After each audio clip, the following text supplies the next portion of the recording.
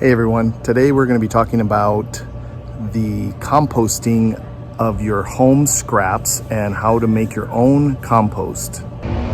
So what I have behind me is my version of home composting, and what you're going to be using here is just some real simple egg crates, and I put some landscaping paper inside these crates. Or it's landscaping material, and that kind of holds in everything. So we'll show you a closer version of that and what I do with the 3 different crates and how I start all of that in my kitchen. So use your kitchen scraps to make some great compost. So the basic version of making your own compost at home is pretty simple. You can start by purchasing something like this. They have them in all kinds of different colors, all kinds of different shapes and sizes. All it is just a ceramic container that you just put your regular kitchen scraps in there. And if you see here, it does have a like a filter, so it does not smell at all. These are compostable bags, so you can just throw those right into the compost. So once my container in the kitchen is full, I'll put it in one of 3 containers that I have made that I keep outside. So the 3 versions, or the 3 containers, have various stages of the compost.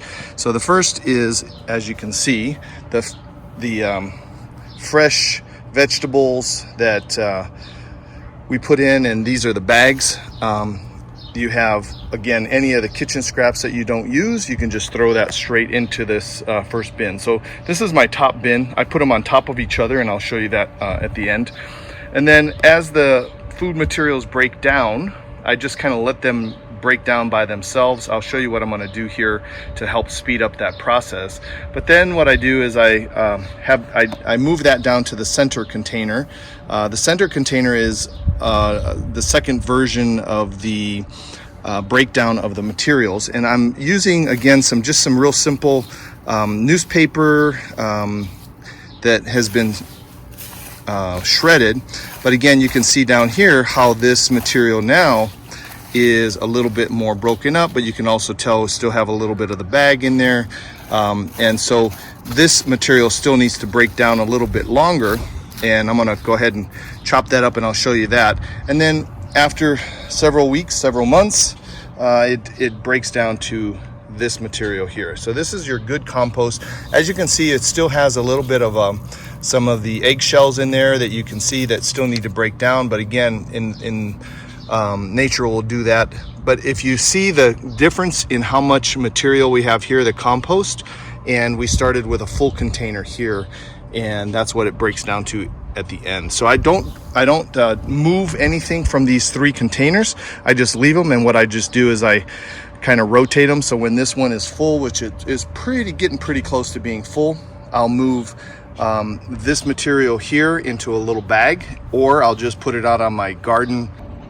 So this material is very compact. It's been really dry and hot, so I've been trying to take my shovel and trying to break up some of that, but it's just really hard. So what I'll do is I'm going to take some reclaimed water that we got a lot of rain, so I have a bucket that I kind of put everything in, and what basically I do is take that reclaimed water, put that in here.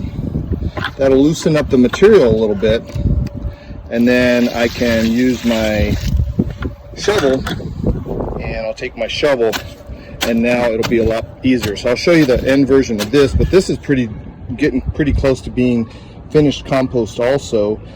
So I'm going to go ahead and chop up with my shovel this material also. You kind of see what happens from there too. So anytime you're going to add anything to your compost, I try to not add anything. You can buy commercial stuff that helps speed up the process, but I'm not in any hurry, so I just let things just kind of do it naturally. But you can also add to the nutrition process by adding what we call green and brown materials. The green materials, of course, are your simple things like your broccoli here, or just, plants, plant-based materials, banana peels, eggs, that kind of thing. So if you want to go from here to here, it sometimes will take several months to do that, but you can also add a little bit of extra things to the process that will help. So what I use is, again, try to do as much as you can using materials that you already have. So this is from the fall, or really the spring, when I was pulling up all of the leaves, the dried leaves, brown leaves, and so I chopped those up. And so now I'm gonna just go ahead and add like maybe 2 or 3 handfuls of this brown material into my active compost here. That also helps keep some of your bugs away. I do cover this, by the way, so it's not like this is all exposed and the critters come and get it. So it's all contained. And so I'll put a little bit there, and I will put a little bit also in my second version here, my second container, and that helps. I'll mix this up again. This helps to speed up the process, add a little bit better nutrients to the mix of things. And so once I'm done with that, in a couple of months, it'll go into this. So here's another quick tip that you can do, and you can again try to repurpose things and use as much as you can, put back into the earth. These K-cups, or these the Keurig things that you put in for the coffee, what you're basically going to do on that is take out your coffee grind. So whether that is the ground, you can put it directly on the ground, or your grass, or again, I'm putting mine in my composter, and you just pour that into there, and now you have a nice source of organic nitrogen that's going to be put back into the ground, into your garden. So there are my 3 containers stacked. I just wanted to do this one sideways so you can see. So I keep the good compost on the bottom, the medium compost on the center, and then this is the other compost. So there's the 3 compost bins, homemade, and you can see the landscaping material here.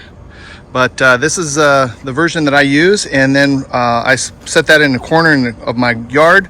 I'll cover this with something. This is what I use. We don't have any critters here in El Paso that will really mess around with this, so I don't really have anything to put on top. But basically, you do want to cover this, and then just let it go.